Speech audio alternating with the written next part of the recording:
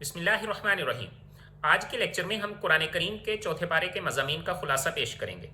قرآن کریم کا چوتھا پارہ سورہ آل عمران کی 109 اور سورہ النساء کی 23 آیات پر مشتمل ہے۔ چونکہ سورہ آل عمران میں انفاق فی سبیل اللہ کا مضمون تفصیلاً آیا ہے، اس لیے چوتھے پارے کی ابتدا میں اسی مضمون کو ایک اہم حکم کے ساتھ مکمل کیا گیا ہے کہ نیکی کا کمال درجہ اس وقت تک حاصل نہیں کیا جا سکتا جب تک اللہ کی راہ میں پسندیدہ چیز کو خرچ نہ کیا جائے۔ اس کے علاوہ اس پارے کے اہم مضامین کا خلاصہ پیش خدمت ہے۔ ناظرین، جب اللہ تعالیٰ نے مسلمانوں کا قبلہ بیت المقدس سے خانہ کعبہ بنایا تو اس پر اہل کتاب کی طرف سے بہت زیادہ شور کیا گیا۔ ان میں ایک بات یہ بھی تھی کہ بیت المقدس کا مقام خانہ کعبہ سے زیادہ ہے۔ اللہ تعالیٰ نے اہل کتاب کی اس بات کی تردید خانہ کعبہ کی 3 خصوصیات کو بیان فرما کے کیے۔ نمبر 1، کعبہ زمین پر اللہ کی پہلی عبادت گاہ ہے۔ نمبر 2، اس گھر میں اللہ کی طرف سے بہت سی واضح نشانیاں ہیں جن میں ایک مقام ابراہیم بھی ہے۔ نمبر 3، جو کوئی کعبہ میں داخل ہو جاتا ہے اسے اللہ کی طرف سے امن مل جاتا ہے۔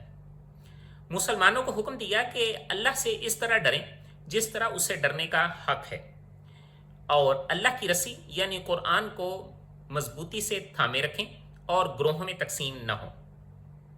اس کے ساتھ ساتھ یہ بھی واضح فرمایا کہ یہ امت مسلمہ تمام امتوں سے افضل اور بہترین امت ہے۔ وجہ اس کی یہ ہے کہ دوسری امتوں کے برعکس یہ امت ان تمام باتوں پر ایمان رکھتی ہے جن پر ایمان رکھنے کا حکم ہے، اور یہ امت نیکی کا حکم کرنے اور برائی سے روکنے کا فریضہ بھی سر انجام دیتی ہے۔ مسلمانوں کو منافقین اور کفار سے قلبی لگاؤ اور دوستی سے منع فرمایا۔ اس کے 4 اسباب بیان فرمائے۔ نمبر 1، وہ تمہیں نقصان پہنچانے میں کوئی کوتاہی نہیں کرتے۔ نمبر 2، ان کی ہمیشہ یہ خواہش ہوتی ہے کہ تمہیں کوئی نہ کوئی مصیبت لاحق رہے۔ نمبر 3، کہ چہروں سے تمہارے لیے بغض و عداوت ظاہر ہے۔ نمبر 4، ان کے دلوں میں جو بغض و حسد پوشیدہ ہے وہ اس سے کہیں زیادہ ہے۔ غزوہ احد کے نتائج و اسباب پر تفصیلاً کلام فرمایا، لیکن ابتدا غزوہ بدر کے ذکر سے ہوئی۔ غزوہ بدر کا ذکر اس لیے فرمایا کہ جنگ میں فتح صرف اسلحہ اور افرادی قوت کے بلبوتے پر نہیں ہوتی، بلکہ اس کی بنیادی شرط ایمان و یقین، اتباع اور استقامت ہے۔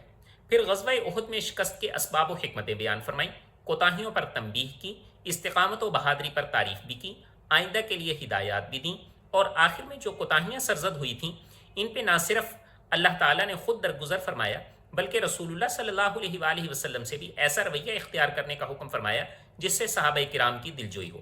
سورہ آل عمران کے آخری رکوع میں ان اہل ایمان کی تعریف فرمائی جو ہر حال میں اللہ کو یاد کرتے ہیں اور کائنات کی تخلیق پر غور و فکر کر کے اپنے رب کو پہچانتے ہیں۔ آخر میں فلاح و کامیابی کے 4 اصول بیان فرمائے۔